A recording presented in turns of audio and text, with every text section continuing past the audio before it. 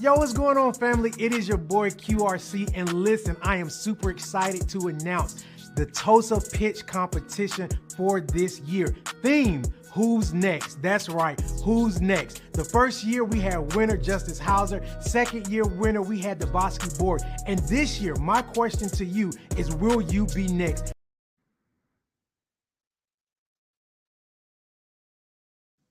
Yo, what's going on, everybody? It's QR Covington. Listen, and I am super excited about what's about to go down here at the Tulsa Initiative for this year's pitch competition. Who's next? Listen, y'all already know how we get down year after year, man. We're seeing a lot of great things that's happening with Black and brown males and it's Black intelligentsia, right? There's so many negative thoughts, so many negative connotations when we're talking about Black and brown males, but yet and still every year, man, we have a fire lineup of Black males that are starting businesses and are making impact in their communities. And this year, listen, is like none other. This year, these guys, man, are killing the game in their respected areas of business. And we're giving you, the community, the opportunity to encourage them, to love on them, to support them, and to say, hey, listen, Black man, we got your back. Listen, Black man, we're supporting you, because we know as we support them that they, in fact, support our community. So I am super excited about this year and what's about to happen. Listen, I need everybody to hit that share button right now. Hit the share. We want everybody to tell somebody about the work that these young entrepreneurs are doing and the impact that they are making in their community. Right now, hit the like, hit the share, tag somebody. If you know somebody that needs to see this, that needs to hear this, that's thinking about going into business, that's thinking about being an entrepreneur, this right now is the right time and the right place for them. So hit that like and hit that share. But listen, before we even get into it, I got to introduce the judges, man. Listen, they're so dope. I love all of these judges so much, man. The first judge that we have is near and dear to my heart. His name is Justice Hauser. Justice Hauser is the CEO of Skyrocket Social Media Marketing LLC, and it is the fastest growing Black-owned digital service agency in Birmingham, Alabama, right? Now, funny enough, Justice is also the very first winner of the Tulsa Initiative Pitch Competition. And I love him, man. This is my little brother. And this is his first year being a judge. Justice, what's happening, man? What's up, man? So glad to be here, Q. I just appreciate the opportunity, man. Love what y'all are doing at the program. It's helped me so much since I've transitioned out of it. And yeah, I'm just looking forward to see what the young guys got going on. Let's go. Ladies and gentlemen, Justice Hauser. Man, I love you, man. Listen, our next judge, listen, this guy is a guru. He is one of the youngest guys in his field at his company doing what he do. His name is Edgar Johnson. Edgar Johnson, let's bring Ed up. Yes. Edgar Johnson is a senior cybersecurity automations engineer for IBM Security with over 5 years of IT and software development experience. And the thing that I love about Ed, he actually takes what he do in his 9 to 5 every day and make it applicable to young entrepreneurs' life. Ed currently serves as the CEO and founder of Swiver LLC. And listen, it's so funny because they are also a sponsor for this event. And so you're going to see an actual video of him and his business and the work that they are doing in Black and brown communities. Ed, what's up, man? What's up? What's up, man? How are you, man? This is one of my favorite events of the year. I'm always looking forward to supporting these entrepreneurs, man. Every year they're bringing it, they're prepared, they're excellent presenters, and I'm just so excited for their ideas and for what they're going to present. So thank you for having me. Absolutely, Ed. I love you, man. Thank you so much for being here. Listen, but guess what, y'all? It keeps going. Yo, this year we have Chris Sherrod. Listen, I'm super excited about this guy, man. He has been a speaker for Tulsa Leadership and Entrepreneurship Academy. And not only that, he's also the guy that I go to for my finance. This guy is a finance guru. Let's bring Chris on the stage. Let's get Chris up here, man. And so Chris is the co-founder of UNC's first financial literacy organization named the breadwinner. While at UNC Charlotte, Chris began to educate college students on topics around budget, investing, generational wealth. And now he does his own thing. Clearly, he has got my finances together and he makes it very practical with his business, breadwinner. And Chris, I'm super excited to have you. What's up, man? We got you on mute, man. We got to get you off mute. Listen, you the $1 million man. We got to get you off mute. Apologize about that, bro. Man, blessed, bro. Just blessed to be here, see all the great things y'all doing, and I just blessed to be a part of it, bro. Absolutely, man. Thank you so much for joining us, Chris. Super excited. Yo, listen. I got 2 more judges to introduce. But before I introduce these last 2 judges, I need everybody right now. I need you to hit share right now. Hit share, tag somebody, tag Mama and them, Pookie and them, tag any and everybody so we can get these numbers up and so we can give these young Black and brown entrepreneurs exposure. Because at the end of the day, y'all, that's what it's all about. Each one reach one, teach one, and let's put our brothers on. Listen, this next judge that's coming up, I got to meet this brother in Washington, D.C. Listen, he is super dope. His portfolio is crazy in real estate. Let's bring my brother Messiah up to the stage. And listen, he is the founder and the CEO of Messiah. Listen, Enterprise. Listen, this guy has a multi-million-dollar real estate investment primarily in the city of Boston, Massachusetts. But listen, he's also in tech, right? So when you think about it, when you got somebody that's in real estate, they're also in tech. He's killing the game from both ends. Brother, I'm super excited to have you on here. What's up, man? What's going on, Q, man? Appreciate you having me. Super excited to be here to see what the young, vibrant entrepreneurs have to bring to the table tonight. And again, super excited about all the work you guys are doing. So I'm excited about it. Let's go. Yes, sir. Yes, sir. Yes, sir. Listen, last but not least, man, this guy, man, has added so much value to my life. And funny enough, he is the incoming board of directors chair for the Tulsa Initiative. Let's bring my guy, my big brother, Damian Connors, to the stage. Absolutely. Listen, Damian served as a program officer for a major foundation. His work focused on collecting information on how do we better the lives and community for people in our community. Damian, what's up, man? What's going on, Q? Good to be here. Man, we're excited. Like, we're super excited to have you. We already know you coming with that heat, your background. Like, it's getting ready to be crazy, man. Yeah, I'm super excited. I'm super excited about what the young men are going to share tonight. We know that our future rests in their imagination. So this is exciting times. I'm excited to be transitioning into the board, the chair role come next year. It's just exciting stuff. It's exciting times. And I look forward to what they have to present tonight. Absolutely. Thank you so much, DC, man. I really appreciate it. Listen, everybody, right now, like, share, like, listen. If you got your phone, I want you right now. If you got your phone, make sure y'all following us. Hit that follow on Facebook. Listen, we're getting ready. We are getting ready to bring up the first young man that is getting ready to pitch his business. The first young man that is getting ready to pitch his business. Everybody, listen, in the comment section right now, I just want you to type, let's go, let's go, let's go, let's go. In the comment, if y'all ready for this young brother to pitch his business right now, I want you to just put in the comment section, let's go, let's go, let's go, let's go.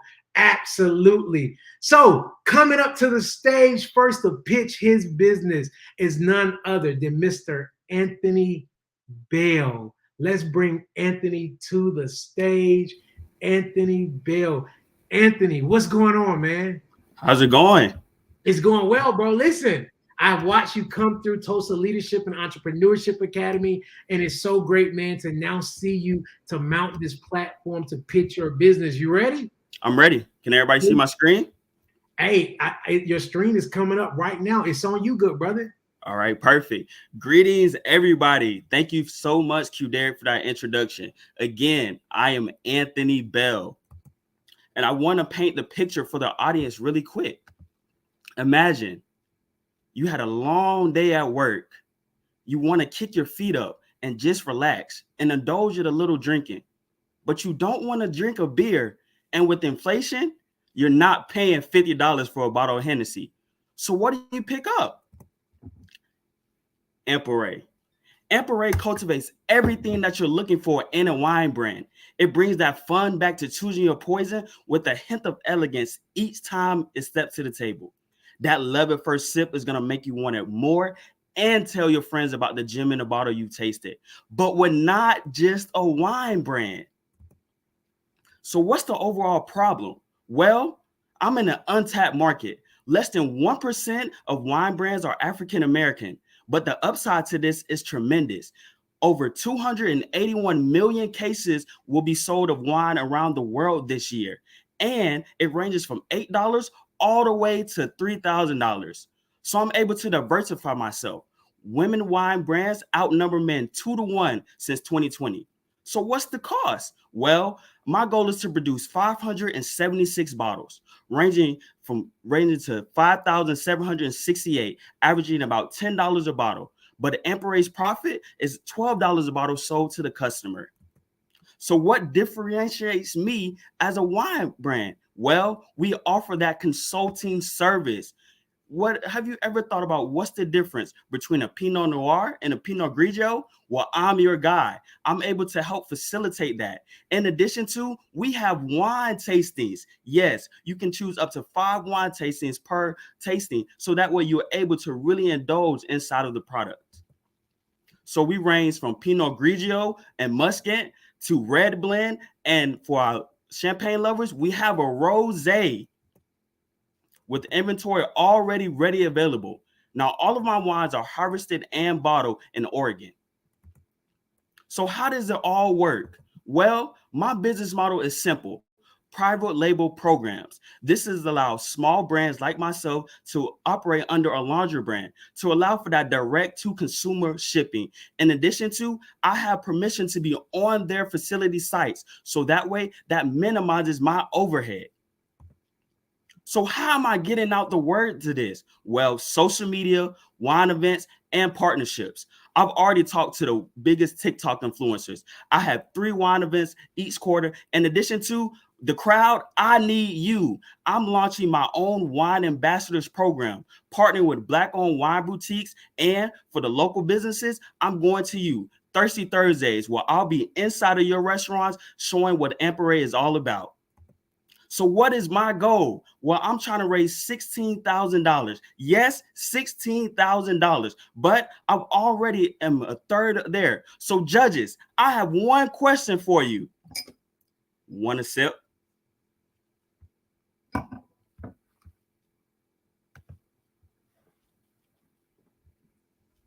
Man, the heat is on. The heat is on.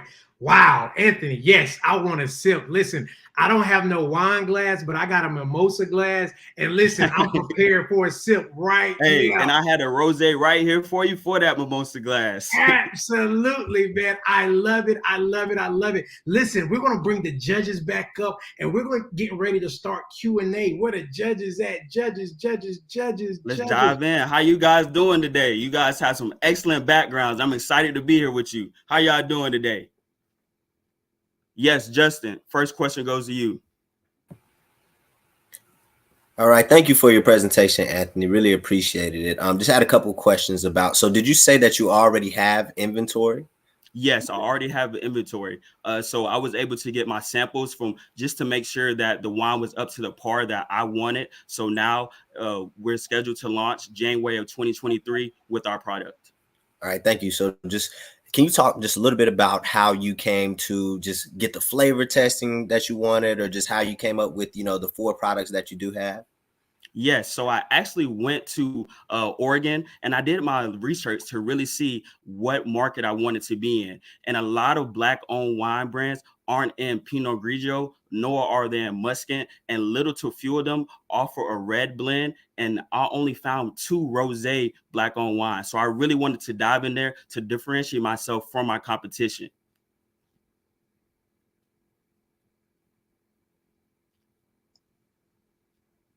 All right. I think our next question is going to Edgar Johnson.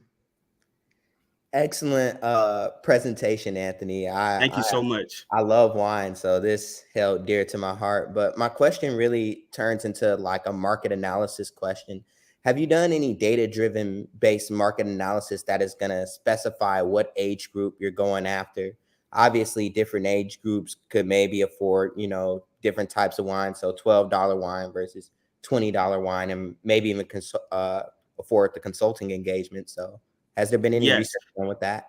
Yes. So the main reason why we're also a wine label, in addition to wine consulting, is because of that factor that you just laid. Because we know that we have different people who are going to be beginners in wine. So then we have those people who are going to be experts in wine, who may want that wine service to really see, okay, this is the particular wine I want to look like. So what I did was I utilized Instagram ads. In addition to, I targeted my market between 22 and 35 to really see what they were going to willing to pay for a service like this.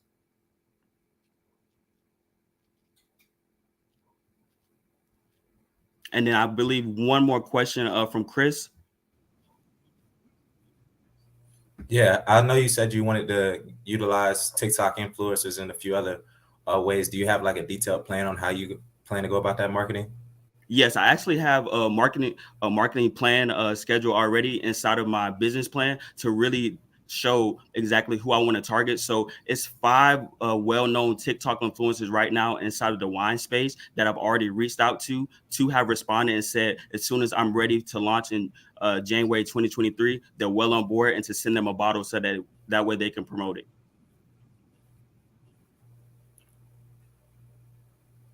And man, listen, the heat is on, the heat is on, the heat is on. Do we have any more questions? Any more questions? All right. Seeing none, hearing none. Anthony, man, I want to thank you so much, man. Thank you, thank you, thank you. I think you did a phenomenal job. Man, thank you for having me. Hey, like you said, since the Tulsa cohort, I made tremendous strides, and I really appreciate your leadership, Qu'Derrick. Thank you so much.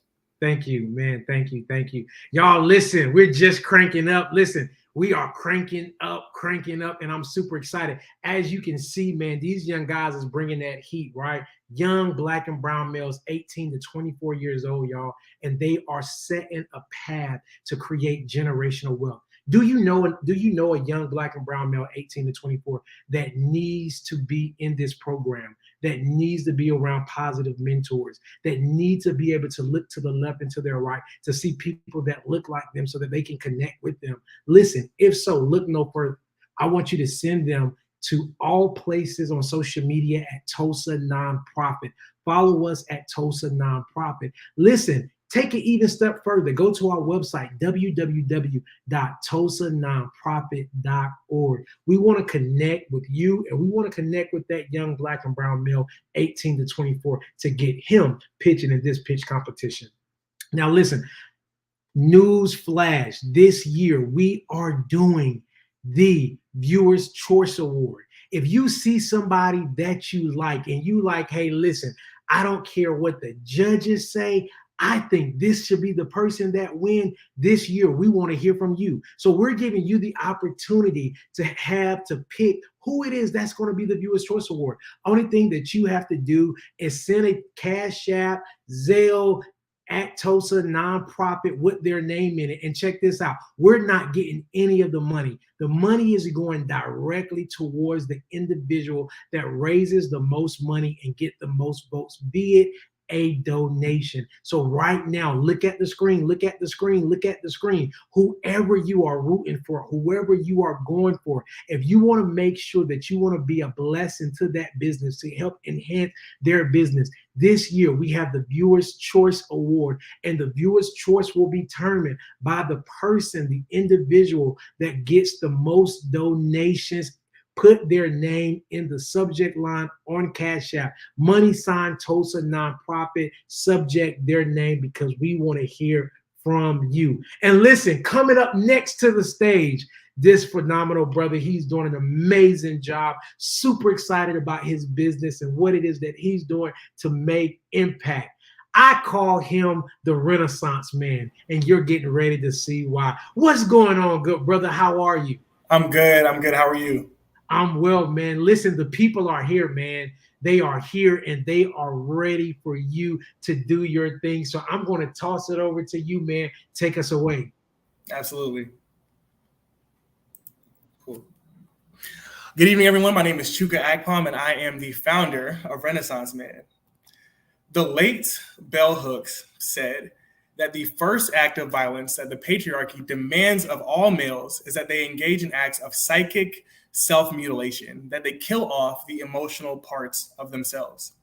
I know I'm not the only man that's felt the intense pressure from society to show up as strong, as fearless, as emotionless. But the reality is, these expectations are literally killing us. We know that men are 3 to 4 times more likely to commit suicide than women, 75% more likely to suffer from substance abuse than women, 70% more likely to commit violent crimes than women, all the while being 12% less likely to seek out help. As you're looking at these numbers, I invite you to reflect on who in your life this makes you think of and keep them in mind, because this is a problem that affects all of us, and this is the problem I seek to address through Renaissance Man, which is a Dallas-based book club and pending 501c3 nonprofit seeking to create a space where these conversations can be had on a broader and more engaging scale in order to create a new standard for men that is centered on leading with love and compassion. And this is the team that I have to the right that's really helping me bring this vision along, which will occur across 3 phases. Phase 1, to lead with purpose. This is really just creating this space as a book club, as well as the events that we plan to host for our community. Phase 2 is establishing a platform. This is creating our digital presence, as well as expanding our geographical presence, because we're currently in the process of establishing a branch in San Francisco and in Charlotte. The goal is to make this a national entity. And phase 3, this is my most exciting phase, is to expand through branding. We have 2 big goals here. Goal number 1 is to create a collection of journals designed by Black artists for Black men. I've been journaling since 2018, and I have never seen anything that has spoken to my interests as a Black man. So what is that telling us about our belonging to this space? Goal number 2 is to have an annual conference modeled after Essence Fest, right? And this is going to bring Black men together in a way that is dope, restorative, and that centers our holistic wellness. But we have to start somewhere, and that's phase 1, Barbershop Talk. This is our first event. This event is themed after LeBron's The Shop, where we'll be having a group discussion pulling from themes of Man Enough, our current book, with complimentary shape-ups being offered to all attendees by local barbers, as well as hair care products to be given out. So that includes beard oils, Duragline baseball caps, and this is all done in collaboration with Black entrepreneurs. This is our first event, and this is the introduction of the world to our vision, right? And so it's important that we do this well. And in doing so, we're anticipating a cost of $3,000. And here's where the Tulsa Initiative comes in. So as any nonprofit, we're seeking to source a majority of our funding, 50%, from donations and sponsorships, followed by programming, selling merchandise, as well as dues. All of our members are not just emotionally invested in this vision, but also financially invested. With that said, we're looking at a year 1 fundraising goal of $50,000. It's ambitious, but I believe we can do it. And my hope and my goal is that the Tulsa Initiative can be the first seed that's sown into bringing this vision to life. This vision of men focused on cultivating our intellectual wealth in the midst of a cultural revolution, which will bring about a reimagined society for us all. Thank you.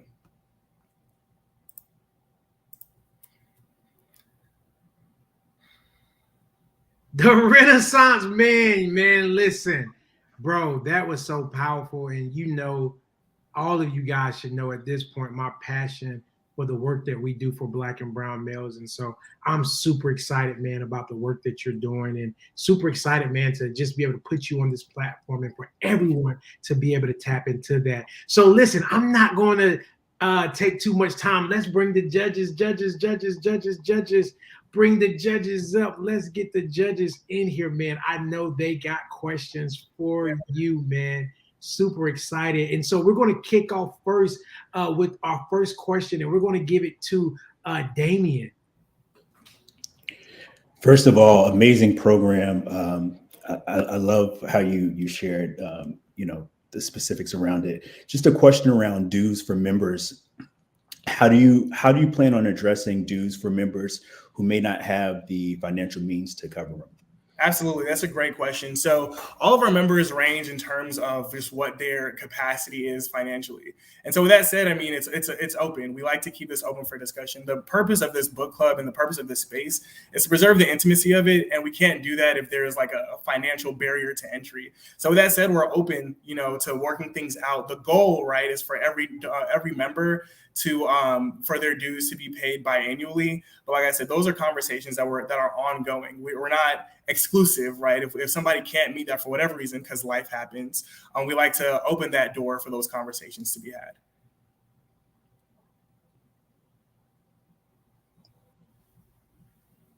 Man, it's listen, I feel the heat is rising. Listen, man, next question to our judge, man, it is going to Justice Hauser. Hey man, love the mission, love the brand. Really think it's great what you're doing, and just appreciate where you're trying to go with it, man. Especially doing that in a nonprofit space. So, just a quick question: have you all considered? So right now, is everything in person, or do you all have any type of virtual component to what you're doing? Maybe over Zoom or just something of that nature. Yeah, so I mean, all of our members are located in Dallas. However, like I said, life happens. So in the event that somebody can't make it, we have a Zoom call that's set up. And as we're looking to expand, of course, in this environment, leveraging like our digital capacity is going to be very key. However, like I said in the presentation, we also plan to extend our presence to social media, allowing people to see not just what we're discussing, but how we're engaging with those topics. So there'll be many different touch points, whether it be for members or just the broader public, to be able to engage with these conversations and to be able to engage with the mission and the vision of this organization. All right, that's great, Chuka. I appreciate it, man. Thank you. Man, I'm going to throw the last question over. Well, we actually have two questions left, right? So the first one, I'm going to throw it to Edgar, and then the last one, I'm going to throw it to Messiah. Edgar, it's on you, Doc. Yeah, kind of just feeding off of Justice with the looming threat of potentially another pandemic and a recession and different things. A digital, persona is very important. Is there any room for a web app or application that can potentially connect your platform with your target audience? Absolutely. And so, I mean, like I said, that is something that, I mean, I guess in this space it's super important to be agile, right? Like we can't have the impact that's being done in this space and the good that's happening here, the healing that's happening here, to be limited to just a physical capacity, right? So to your point, that is absolutely something that we're keeping on our radar. Right now, I think, like I said, we've explored the Zoom alternative, right, of having people being able to call in to the book club when they can't make it. In the event that something unfortunate as another pandemic or something along those lines happens, that's definitely going to be a medium that we continue to leverage, as well as exploring our other capacities to ensure that the connectivity isn't lost despite the absence of physical presence.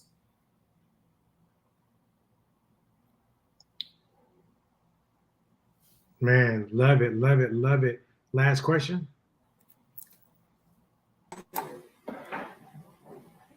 Yeah. So great presentation, man. Phenomenal. Love the idea. Love the motion altogether. Just to kind of piggyback off the previous question as well. Recession looming, a lot of financial hardship in our country right now. What's the next step, right? Let's say you were to get the seed money you're looking for from Tulsa. What's the next step in terms of continuing to finance a mission like this? Absolutely. You have a next step plan? Yes. So I work at PepsiCo, and so we have a PepsiCo Foundation. PepsiCo Foundation matches all of our employees' contributions to their respective nonprofits at 100%. So that's stop number one, is we have the dues that are being added to the bucket, to our bank account. Our PepsiCo Foundation will match those dollars. In extension, we're currently in talks with Capital One as well as JP Morgan to explore funding opportunities. So we're trying to keep our options open, right? But the goal is, as we obtain our 501c3 nonprofit status, that we continue to pitch to different businesses and establish those synergies and those relationships, so that when funding opportunities arise, we're top of mind for them. I have two mentors as well in my job. One who runs their own, or both of whom run their own nonprofit, that one of which actually funds and helps with the marketing of different nonprofit startups. So we've explored a whole bunch of different routes that we're planning to leverage. So this is definitely not the only stop, but this is stop number one. And like I said, it's my hope that this can be, given that the close alignment, right, with my vision and the vision of the Tulsa Initiative, that this will be the first seed that's sown into this vision. Given that, like I said, we are both in support of Black men, me from the emotional and mental standpoint, and y'all from the financial and entrepreneurial standpoint. There's a synergy there. And that means to me that I'm super passionate about creating partnerships that directly relate to my overall mission and goal. So like I said, with that said, we have many different avenues, but like I said, the Tulsa Initiative is the one that I'm praying and hoping will be the first seed.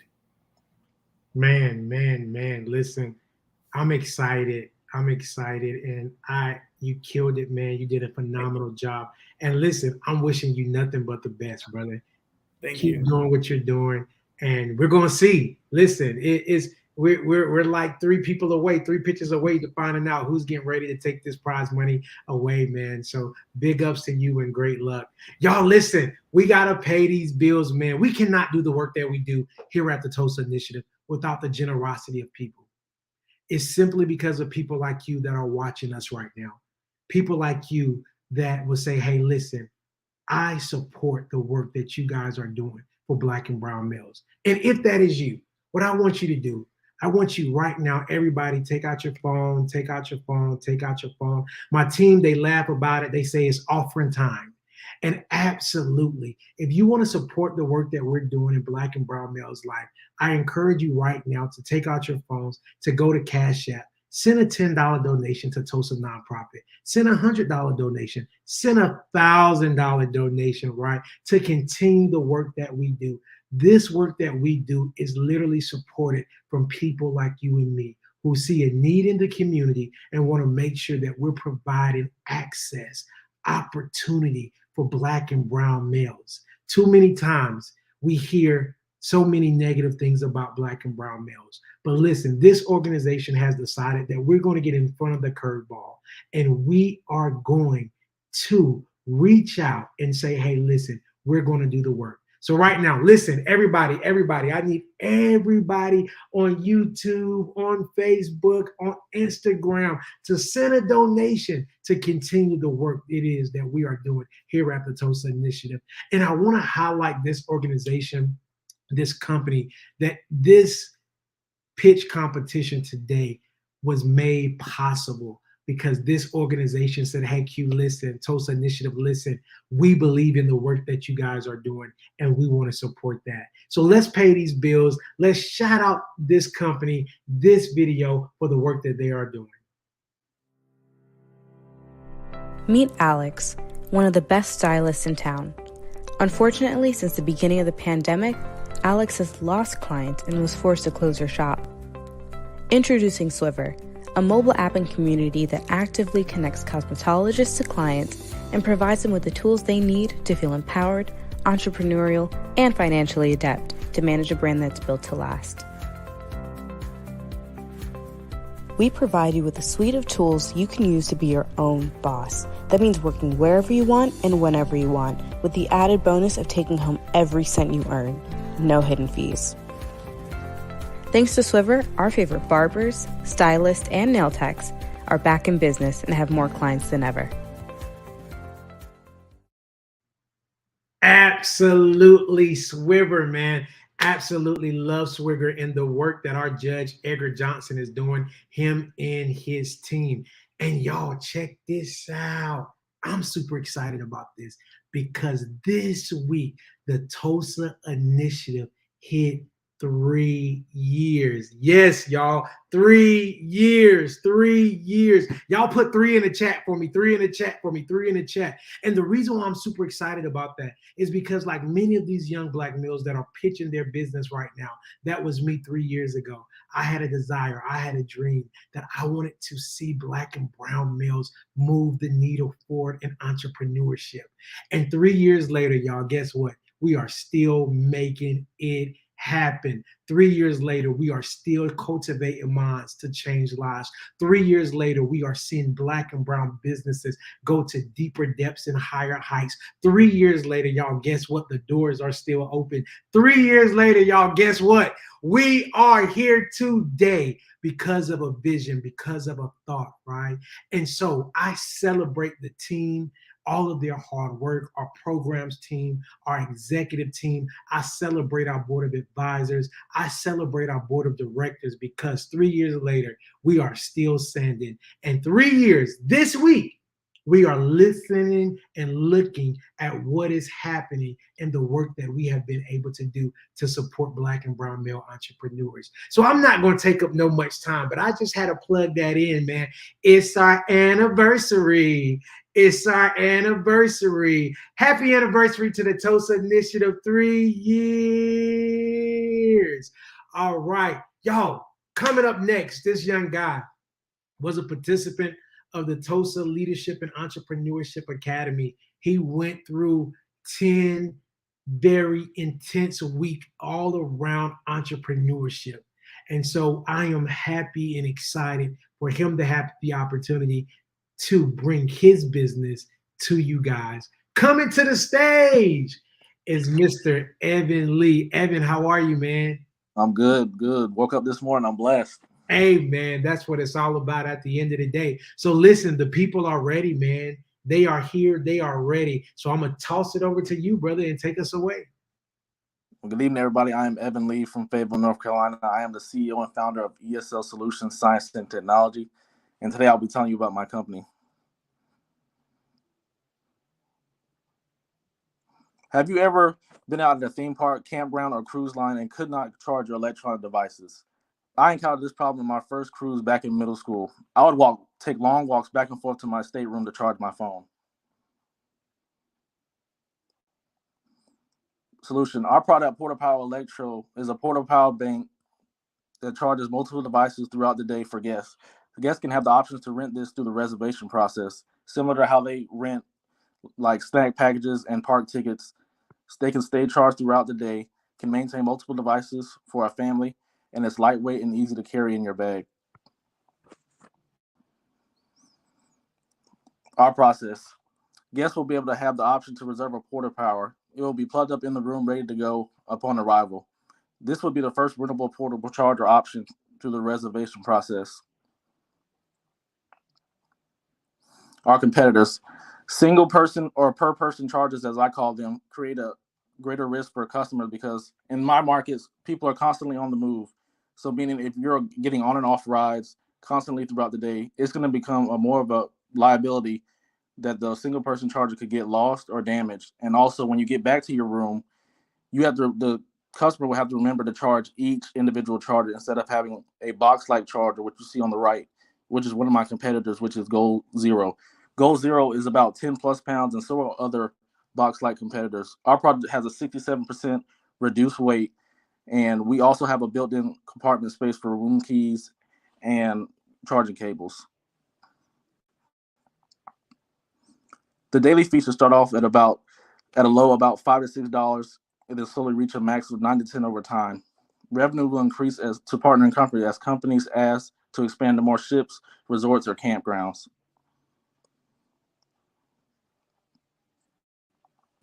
A question I get a lot is, well, how do you plan to tap into these spaces? I'm happy to announce that I am certified by the National Minority Supplier Development Council. This council connects minority suppliers to big chains. I currently have straight access to Disney, Royal Caribbean, Amazon, Target, Walmart, and MGM Resorts in Las Vegas. Our product market is about $8 billion. We have a total addressable market of about $220 billion combined.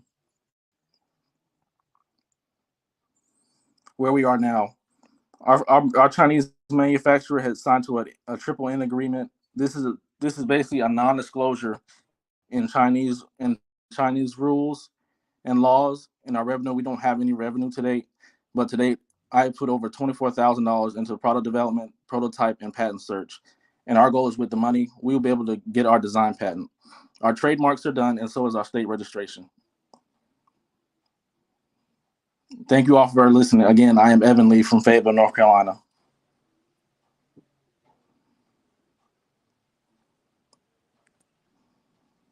Man, Evan, man, golly. Product is dope, man. Like, I'm just like, man, wow. Listen, I'm gonna just bring the judges. I just judges. Bring the judges.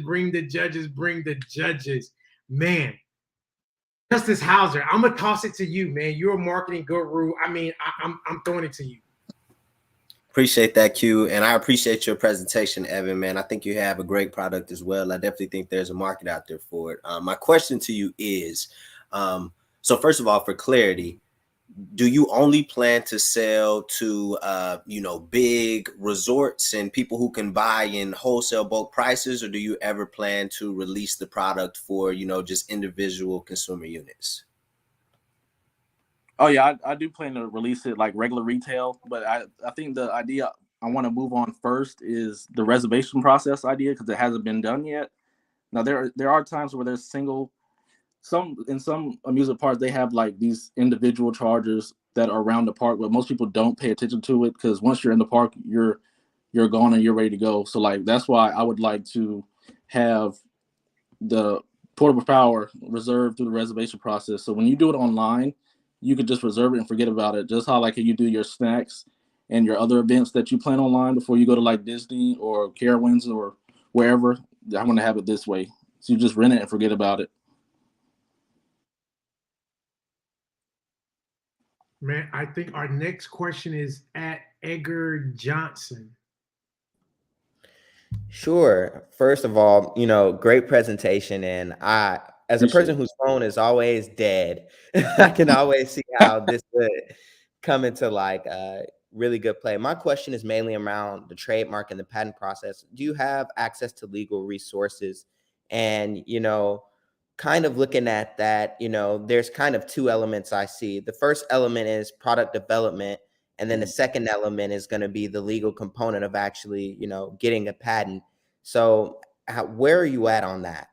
Right now, I'm saving up for my design patent. I am protected overseas. I have two Chinese lawyers overseas that oversee. When my manufacturer makes our prototype, they're going to be overseeing the process. And I also have that triple N agreement, as they call it in China, where the government's going to monitor what they're doing. And then over here, I do have my patent lawyer, but I told him he's just on standby right now until I save up enough money for my patent. All right, excellent. Thank you. You're welcome. Man. Listen, I'm gonna throw it to Chris. Chris, talk to him.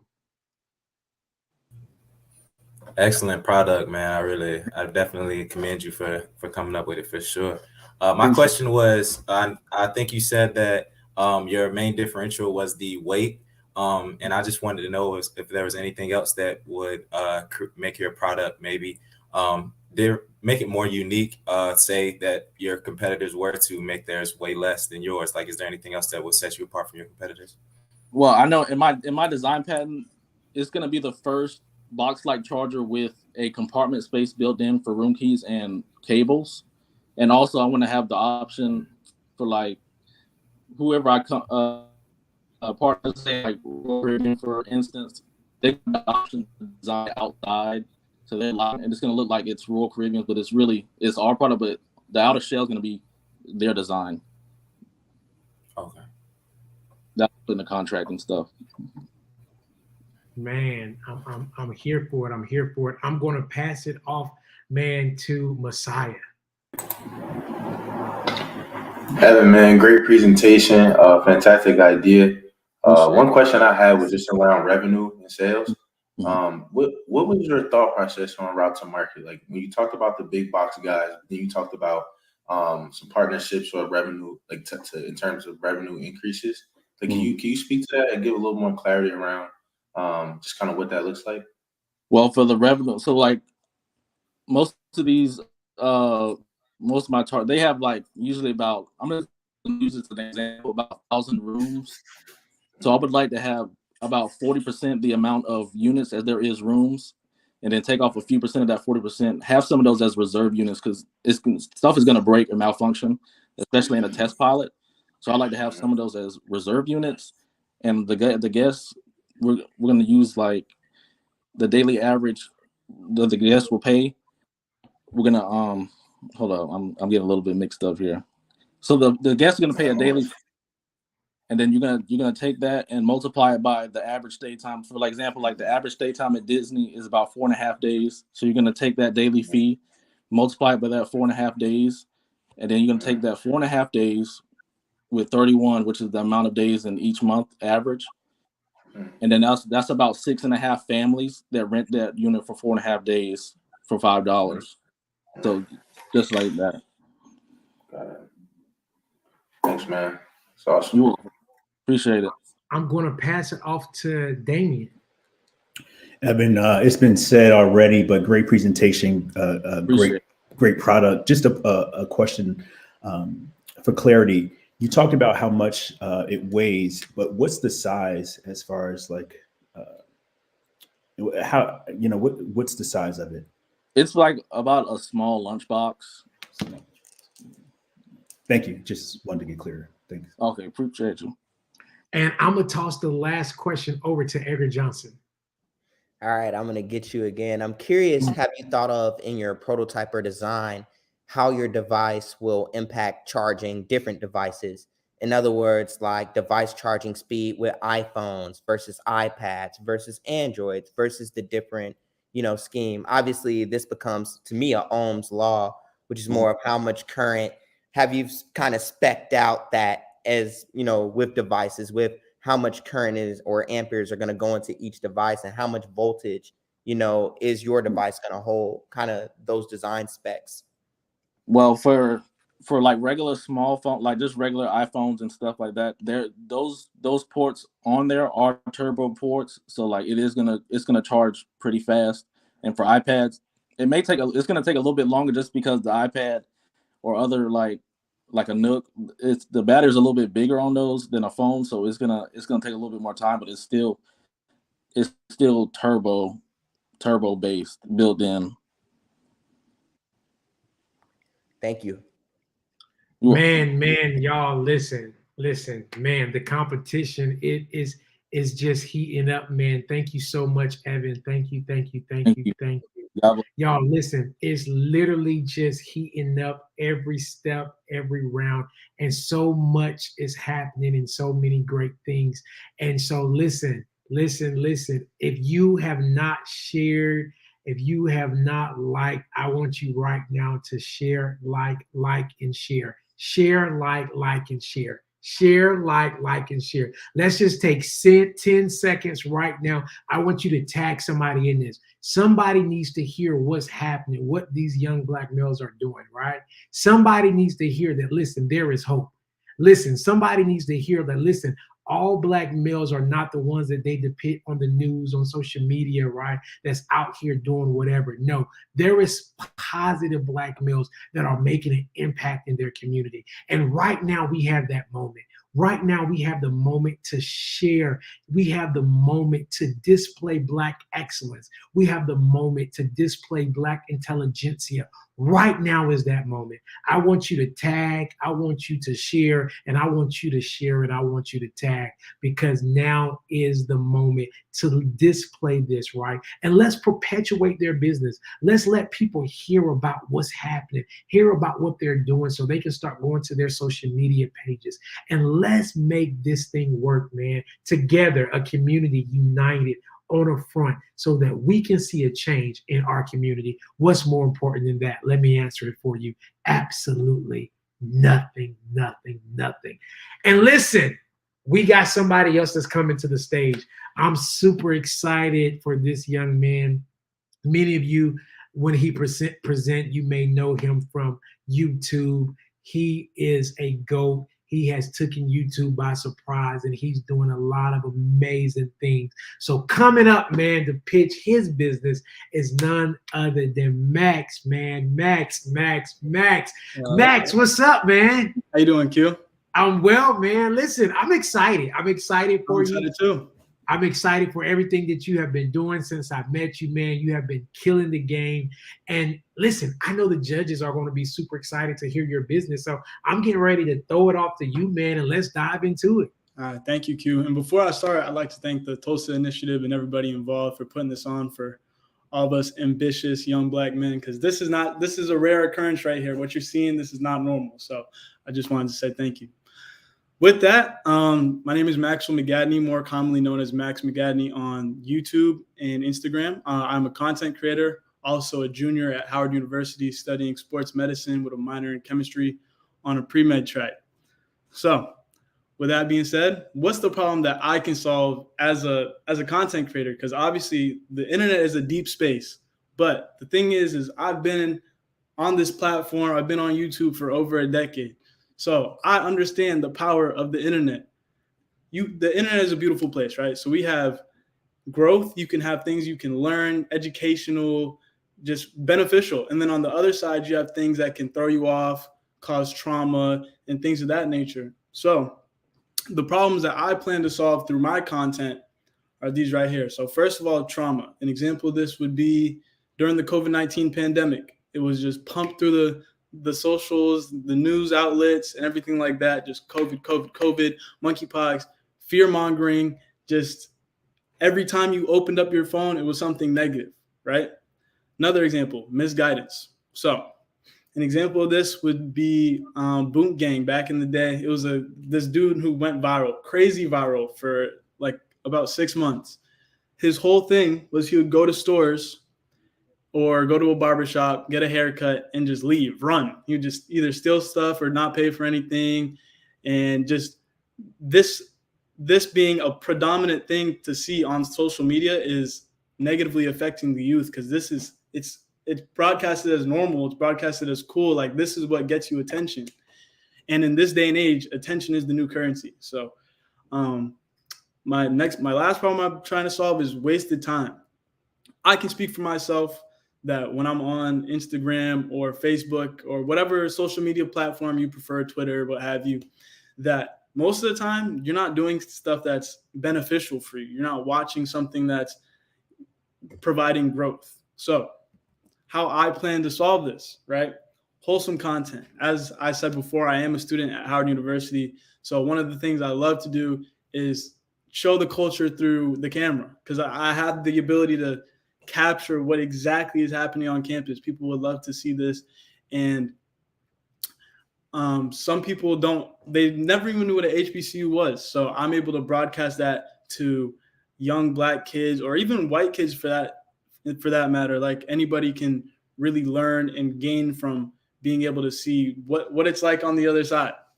And next, I say a positive role model. And y'all might be wondering, that sounds a little narcissistic, like what?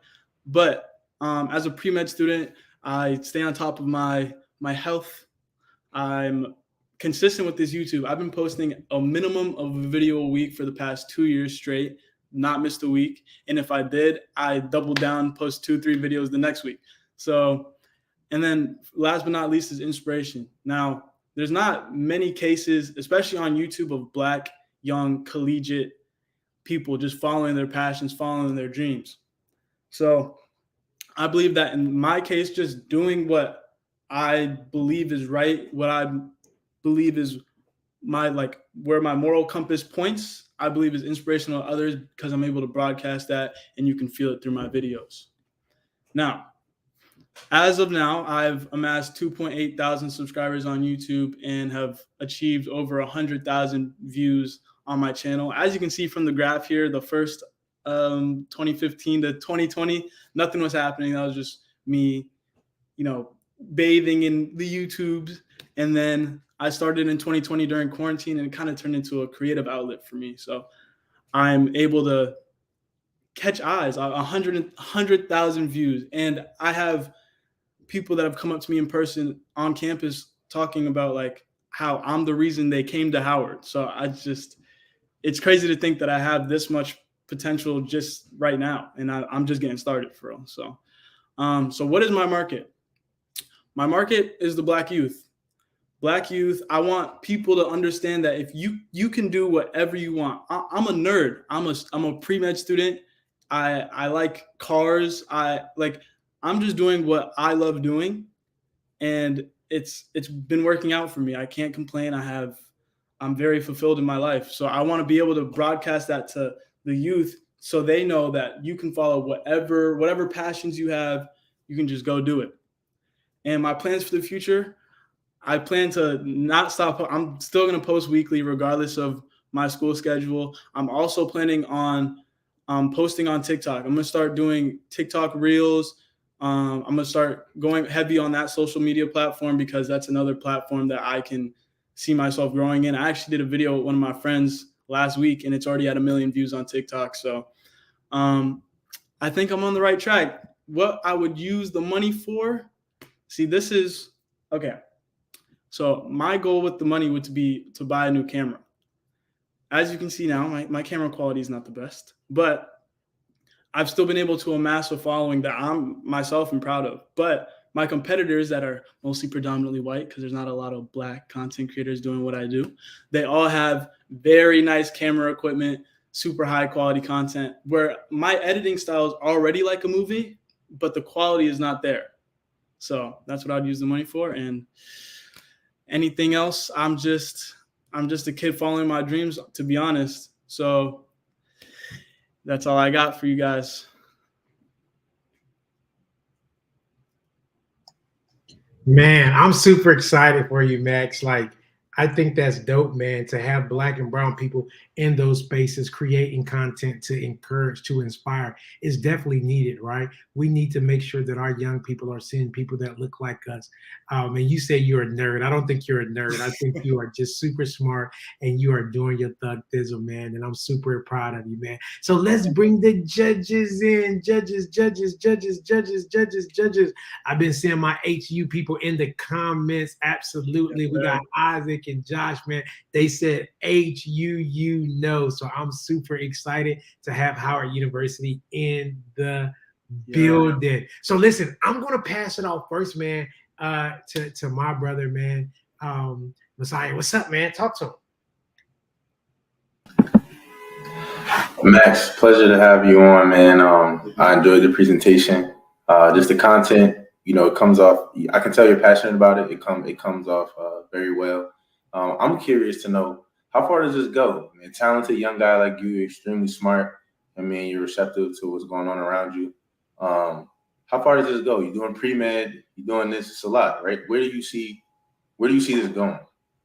Honestly, I see myself doing this all the way through med school, all the way into residency as well. I want to be able to show people the path that I'm taking, and hopefully it's able, because I know me personally, the idea of med school, while it's not that far away, it still seems like there's still questions that I have, and I want to be able to answer those questions through just living in the moment and being able to answer whatever questions people have. So yeah. Good stuff. Appreciate it. Man, I love it. I'm going to toss it over to Justice Hauser. What's up, Maxwell? I appreciate your presentation, man. I think it's great what you're doing. Also want to commend you because I know how hard it can be for a lot of people to get out of their shell and actually put themselves out there and create content, man. So I want to commend you for that and just your mission as a whole.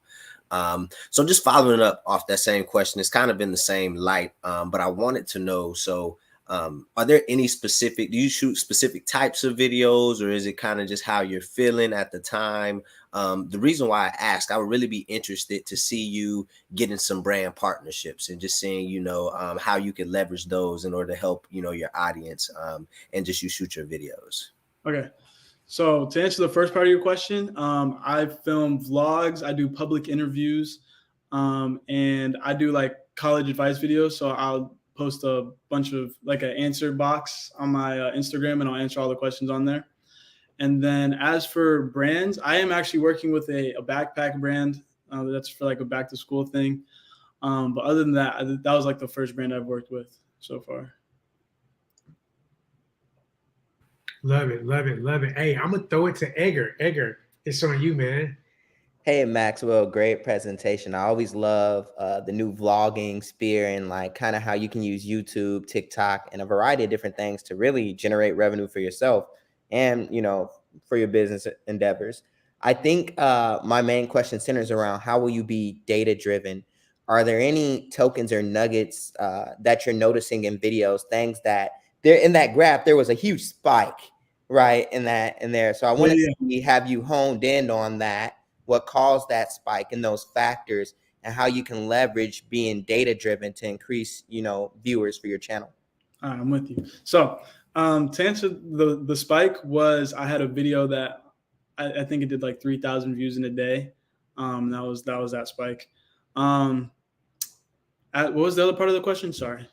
It's just, you know, you see that spike, right? So what caused that spike, and how are you going to create similar content like that to drive viewership? Is there any plan? So there is a plan.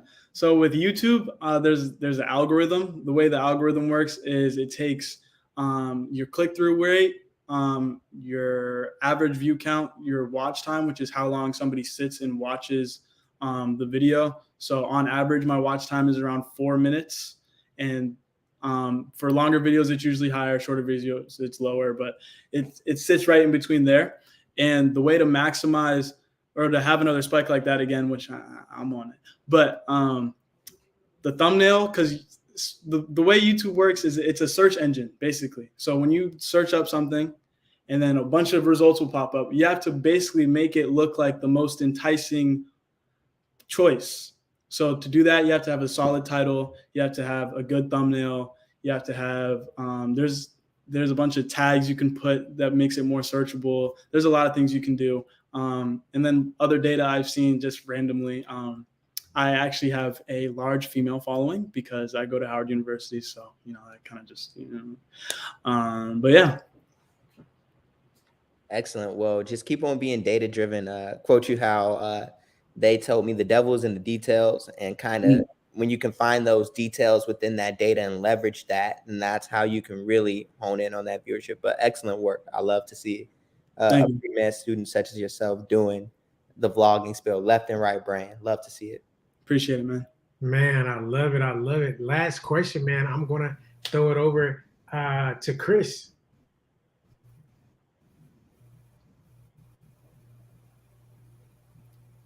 We can't hear you, Chris. I think you're on mute, brother. All right, cool. Just shout out to you, bro, for, like they said, putting yourself out there and taking the time to do that. I kind of had like a two-part question. It's just first is kind of like what is in a day and age where there are plenty of content creators popping out here and there, trying to build their brand. What's going to make you stand out in your content, as well as you already sound like you already did some details into like the thumbnail and things that are going to drive that, drive your views and things like that up. Have you put any thoughts towards, because eventually revenue does come from YouTube. Have you put any thoughts into where you're going to be potentially reinvesting those profits when they do come from YouTube, as far as your videos and your content goes? Absolutely. Okay. So first part of the question was unique. What's going to make you unique with content creation? So as a Black creator, I feel like a lot of Black creators on the platform are usually, they're in certain realms, whether that's music reactions or simply said, there's not a lot of vloggers, not a lot of Black vloggers. And then with that, there's not a lot that make the videos feel like a movie. And the way I produce my videos, I like it to feel like it's a you watch it all the way through. There's no, if you miss one part, it's not the same. And also I drop gems in each and every one of my videos, whether people recognize it or not. I'm always trying to talk and, you know, provide some sort of knowledge or just advice that I can give through each one of my videos. And the second part of the question was what? That profit is going to start coming in from YouTube. So do you have any plans for how you're going to reinvest that profit through your content? So profit has already started coming in. I actually got monetized back in, I believe, beginning of August. But what I've been doing with that so far is just saving, because it hasn't been a lot at the moment. But I want to put that into camera equipment and just modes that can make my life easier, because I have a lot on my plate. I'm my editor. I'm my own brand ambassador. I'm my own promoter. I'm doing all of it. So it's just anything can help, honestly. Man. Thank you so much, Max, man. And super excited about the work that you're doing. Continue to be great, man. Continue to make dope content, man. And even one day, Future Tulsa Initiative on your platform, man. Let everybody know, man, about the opportunity for Black and brown males on your platform. Super thankful for you, man. Y'all, listen. Thank you. We are getting closer and closer and closer and closer to the winner. But before we go to our final contestant, we gotta pay some bills, man. We gotta pay some bills, and shout out to one of our sponsors who have done it once again with supporting us. So we're gonna bring their flyer to the platform, man. And again, y'all listen, it's because of our sponsors that we can do what we do. It's because of our sponsors that we can bring Black and brown males on this platform. And so Hard Body Hair, listen, is a sponsor for this year. We want to thank Hard Body Hair for everything that they are doing and for taking the moment to show us some love and be a sponsor. Shout out to Hard Body Hair. Listen, we are moments away. Listen, we have one more person that has to pitch, just one more person, and I'm ready to announce the winner. As I told you guys, this year we are doing something different. We are doing the Viewer's Choice Award. Listen, if you're hearing and you're listening, after this last person go, if you have heard somebody that have really just spoke to you, that you're really loving what they said, you loving their business, you can see it. You're like, man, I can see it, I can feel it. We want you to send a Cash App to Tulsa Nonprofit, put their name in the subject line. The money is going to the person that gets the most votes for the Viewer's Choice Award. It's not going to the Tulsa Initiative. It is going into the person business that get the most votes. Listen, coming to the stage, I'm super excited about this young man and what it is that he's doing, his dope business that he have. Man, y'all bring on the stage Brother Prince. What's up, man? How are you? I'm doing well. How are you? I'm well, man. I'm super excited, man, that you're on the platform, man. And I've been able to listen to your pitches and look at your business. And, man, you're doing some phenomenal work, man. And so I'm getting ready to throw it off to you, man, and let you take the judges away. It's on you, brother. All right. Sounds good. Well, first, thank you, everyone, and let's get this thing rolling. So my name is Covington Prince. I am the CEO of Kingdom Creation Studios. And our mission here at Kingdom Creation Studios is to build the success, visions, and the vision of businesses, events, organizations, and brands through creative marketing and graphic design. We desire to really partner with brands and companies to bring their visions to life because our main focus is to manifest your vision.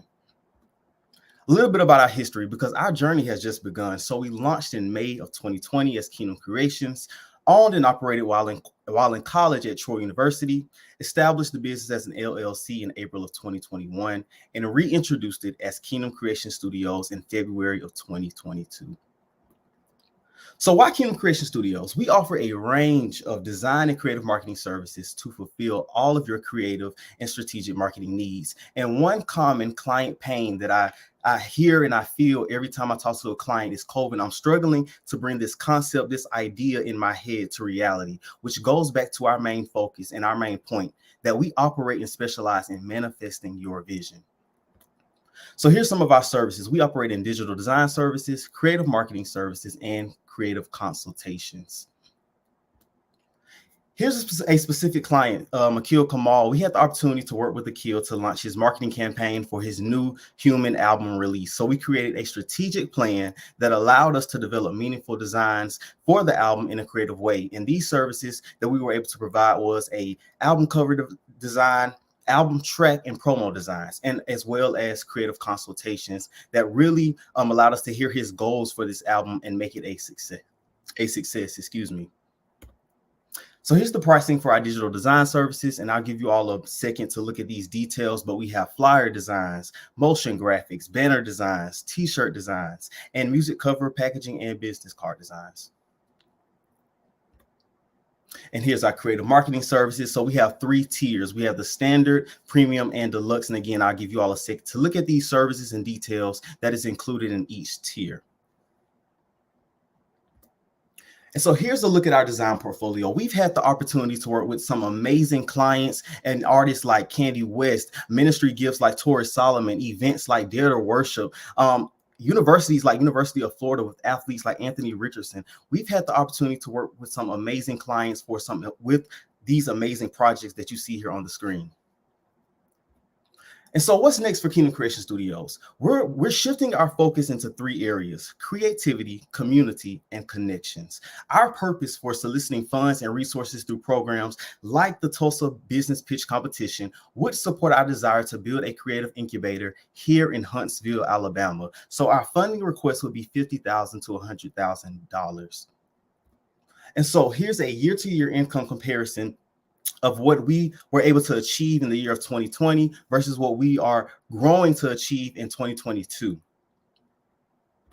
And here's a month-to-month comparison based on this year, 2022. And as you see, September has been our most profitable year thus far because of us having the opportunity to have new retainer clients. And so this year has been filled with some amazing projects, but this month has been so impactful with having our new retainer clients.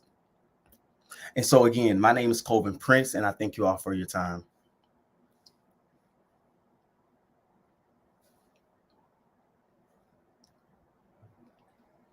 Man,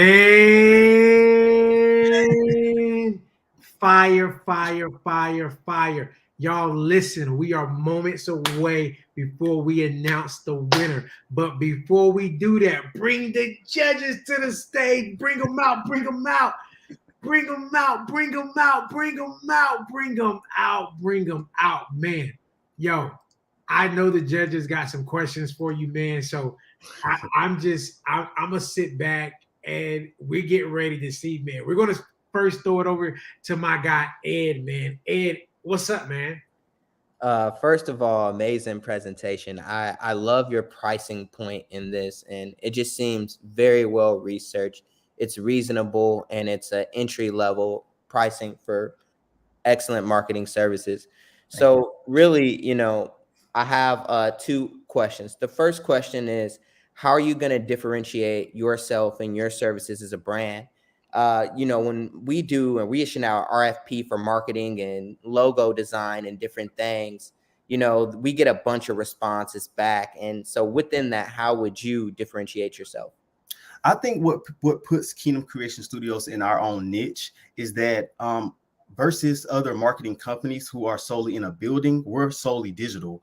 And so that allows me to work from wherever I am, communicate with clients wherever I am, and also manifest the visions of others wherever I am, as well as building connections for contractors and things of that nature as well. So I think that is what makes us so different, is that we're solely digital. For example, COVID-19. That was a time for all of us. And so I was getting a lot of phone calls. I was getting a lot of emails of, hey, Colvin, our ministry, our church, our event is now virtual.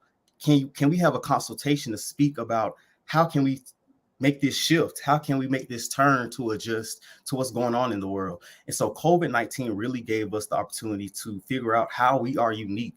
And it's solely because we're digital. Thank you. Thank you for your question.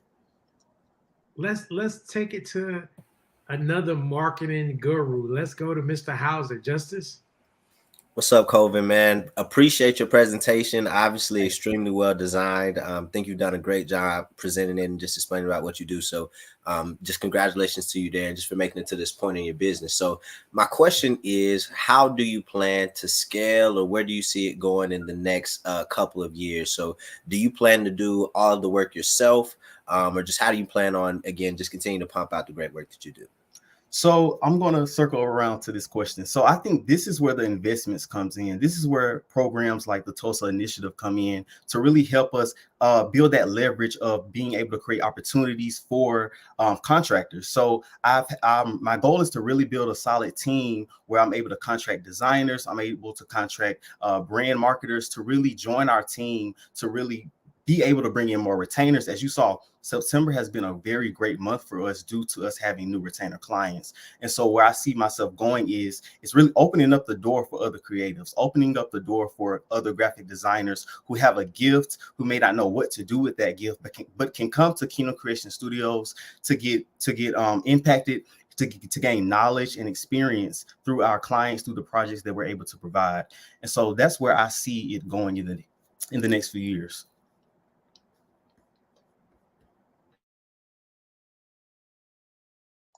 Man, I'm gonna take it and I'm gonna pass it off to my brother Messiah, man. What's up, Doc?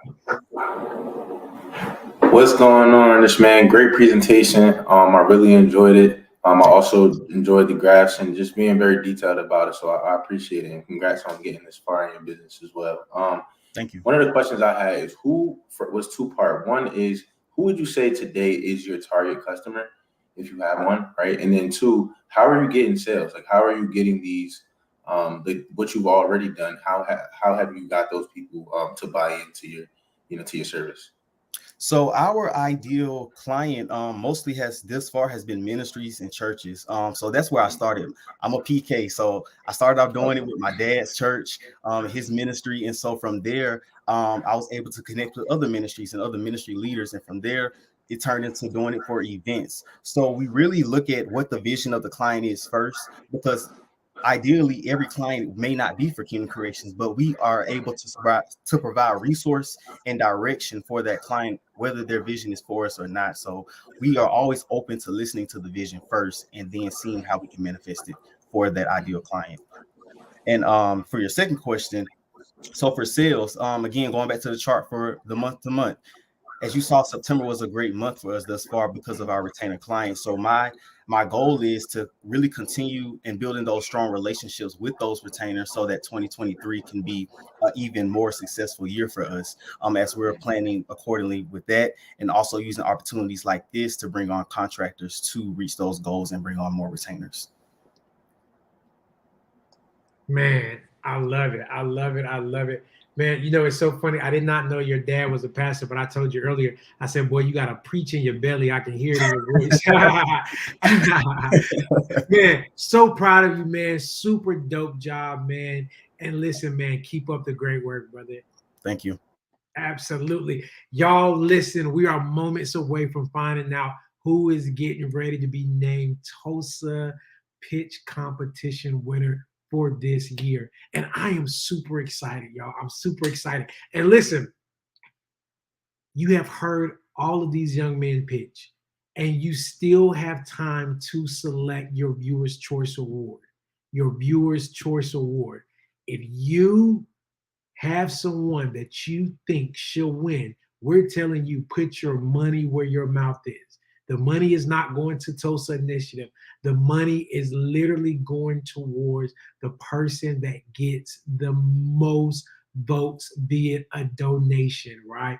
And so all you got to do is see it going across the screen. Y'all see the little green line going across the screen. We want you to send a donation right now, and we want you to put their name in that subject bar for the Viewer's Choice Award. Viewer's Choice. Send a donation, put their name, and whoever get the most votes, they get all the money, right? And we're excited, and we're being super intentional about this year because we want to make sure, man, that we are really moving forward and putting our money where our mouth is, right? And so we want to sow into these young Black men businesses, and we want to continue to encourage them. So we want y'all to do that right now.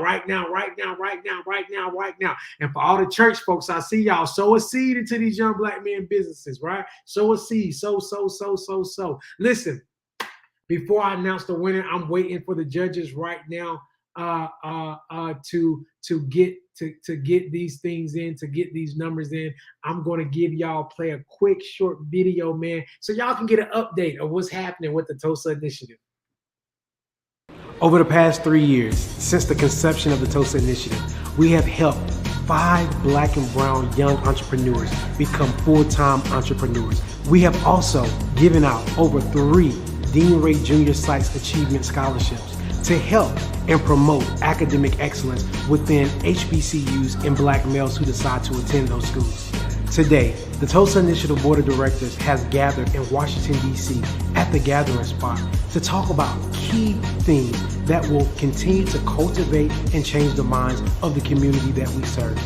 1, how do we continue to strengthen our partnerships with corporate as well as other nonprofit entities?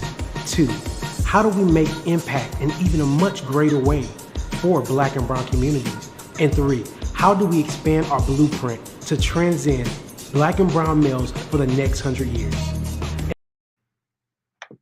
Listen, here at the Tulsa Initiative, man, we are cultivating minds and change lives. We're trying. Listen, I'm super excited, man, and I get excited all the time when I hear about the work that we are doing, and it's because of the work that we're doing.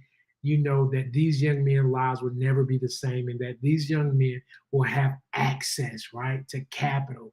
When we start looking at the data, man, it is extremely not encouraging of what happened to Black and brown people when they go for business loans, when they go to start their business, right? And so this platform is here for them to be able to have access, to be able to get mentorship, to be able to get funding for their business. And we are super passionate about that work and about the work that we're doing. And so I just want to take a second, man, to shout out to all of our board members, our board of directors. We just want to say we thank you. We appreciate the investment that you are making into this organization. Shout out our board of advisors, the ones that behind the scenes, but that are step with us every step of the way. And just shout out our team members. It is because of our team members on a daily basis, on a weekly basis, they are executing the mission of the organization and making sure that we are staying true. But last but not least, man, I want to thank you guys.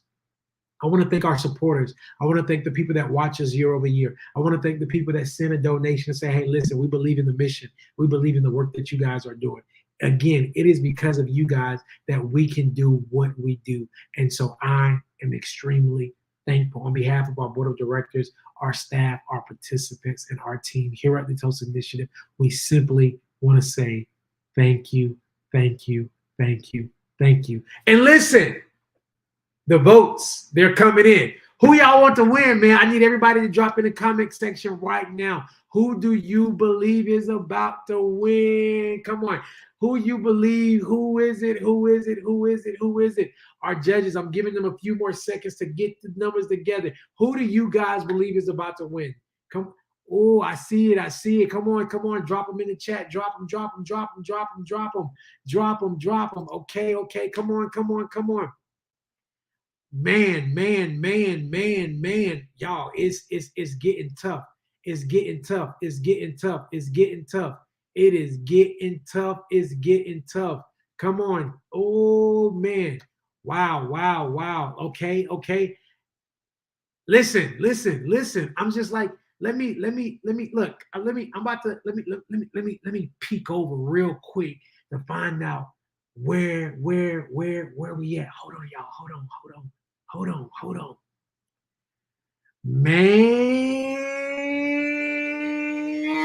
listen, the numbers are coming in and it is super close. Super close. It's super close. But viewers' choice, man. Who y'all got? Viewers' choice. Monte, put the flyer back up there. I want to know who they got for viewers' choice. Who they got? Who do y'all have for viewers' choice? Who do y'all got? Who y'all got? Drop them in the chat. Man.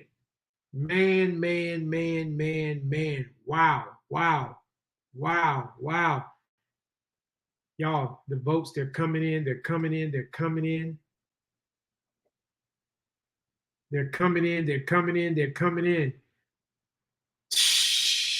Viewers' choice. Ladies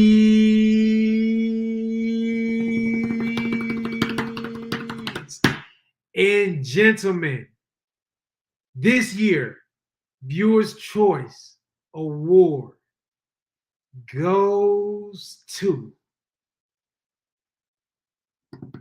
me. Y'all think I did a good job? I think I did a good job. Come on, y'all. I think I did a good job hosting. Did I do a good job hosting?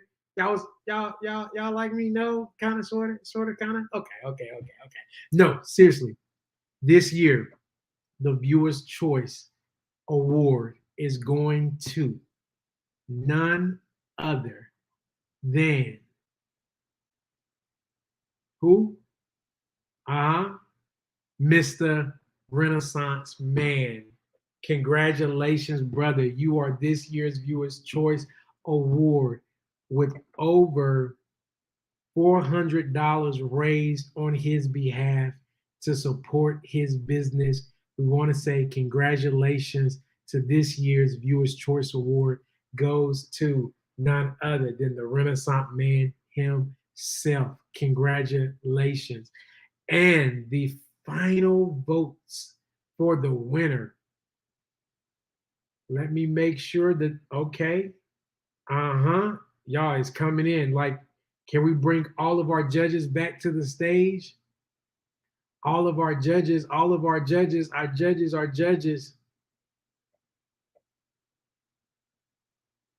Bring all of our judges back to the stage. Judges, I just want to thank y'all, man. Like, it's because of y'all, y'all have voted. Y'all have gotten the votes have come in, and we're getting ready to announce, Hauser, this year's pitch competition. This year's pitch competition will get to join the winner's circle, man. Every year, the winner of the Tulsa Pitch Competition get to join the winner's circle. And the winner's circle is literally a circle of all the winners that have won, where we go over business strategies, what's happening, what's going on. And so, man, how y'all feeling? Judges, how y'all feeling? Great. I just want to congratulate all the guys. I mean, everybody did an amazing job. I was just happy to see how everybody's in a different lane, like completely different lane. We got a brother making wines. We got a brother that's manufacturing electronic devices. We got brothers creating content and doing creative services. I mean, just the whole 9 yards. So, I mean, it was all amazing. Man. Any last words before we get the winner on the stage? I just wanted to say good job to everyone. So there are no losers today, but just great job, great presentations, great all around. I appreciate the hard work that they put into being present today. Man. Woo! Y'all, guess what? The numbers are in, and it has been y'all, this was probably the tightest pitch competition that I have seen looking at the numbers. Ladies and gentlemen, this year's pitch competition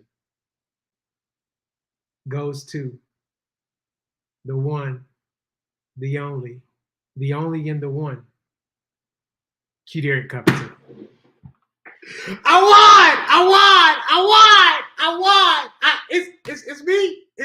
It's me. All right, no, it ain't me. Y'all listen.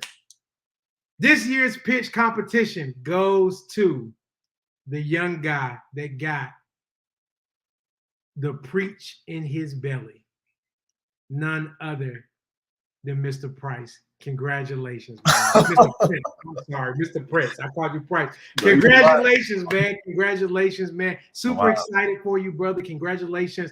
Have some final words, man. One, thank you all judges. Thank you to every one of the judges. I want to thank you all for just your time to hear me out, hear my mission, hear my purpose, and what I'm called to do in the earth. So I just thank you all for your support. Thank you to the Tulsa Initiative for this opportunity. I am just amazed and just in shock at this moment. So I'm still taking it in. And just thank you to everyone in the comments and that's viewing for your support. And for every client, every person that believed in the vision of Kingdom Creation Studios. Again, this is only the beginning and we're getting ready to see the fruit of our labor. So I'm excited. Man, I told y'all he got some preach in his belly, man. He talking about the fruit of our labor. Like, the boy got some preach in him, man. Listen, tell your daddy, Bishop, he got some preach in him. He got some preach in him. Man, I just want to say super proud of you, man. Super proud of the work that you're doing. And I wish you nothing but the best. And listen, to all of the guys that participated, man, I want to say you guys are winners, right? You guys, listen, you guys have dope businesses, dope dreams, dope aspirations. And this is not the end, but in fact, this is just the beginning of where it is that you're getting ready to go and what it is that you're getting ready to do. And since I got the preacher on and since he just won, you know, there's a very famous thing that's saying that keeps ringing in my ears that says, eyes have not seen nor have ears heard, right? What's getting ready to happen. So congratulations to you all. You all are winners. To all of our viewers, thank you, thank you, thank you, thank you, thank you. To our judges, thank you, thank you, thank you, thank you. To our team, thank you. To all of our participants, thank you. Hey, listen, and just like that, 3 years, baby, it is a wrap. Congratulations again. God bless you all. Love you all. Until next year, holla at your boy.